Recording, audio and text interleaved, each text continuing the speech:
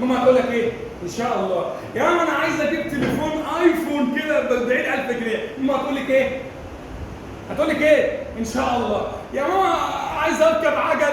هتقول لك ايه ماما؟ ان شاء الله. يا ماما عايز اجيب فستان زي بتاع العروسه. ماما هتقول لك ايه؟ ان شاء الله. يعني ان شاء الله هتحصل يعني، بس اكيد مش هتحصل. لا مش هتحصل. اكيد. ايه بقى الكلام ده بقى؟ بالانجلش ويل يعني ايه؟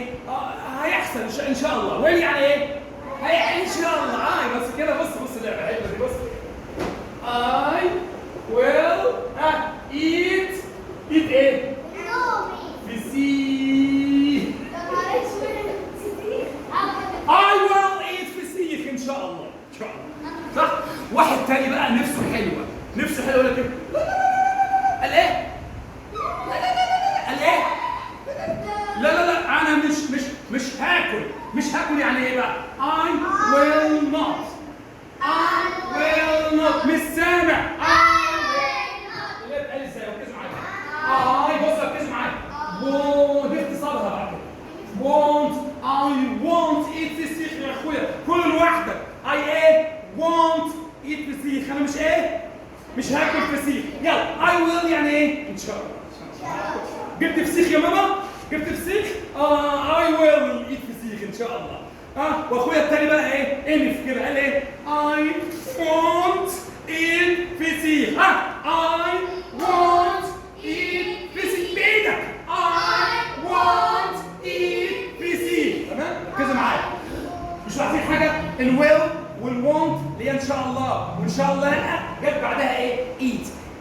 بص ايت ديت جه بعدها ايتس كده. هي اس؟ لا. هي اي ان جي؟ لا. في الماضي ات؟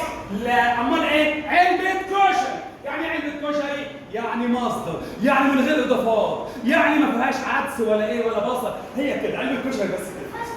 ما فيهاش اي حاجة خالص. ايت. زي مثلا بصوا كده معايا. بص will. اختاروا يلا. بلاي ولا بلايز ولا بلايد ولا بلاي بس؟ بلاي بس. ليه؟ عشان دي من غير ايه؟ اضافات. علبة كشري من غير اضافات. علبة كشري من غير اضافات. علبة كشري اللي هي المصدر infinitive. ركزوا معايا. I will play ان شاء الله.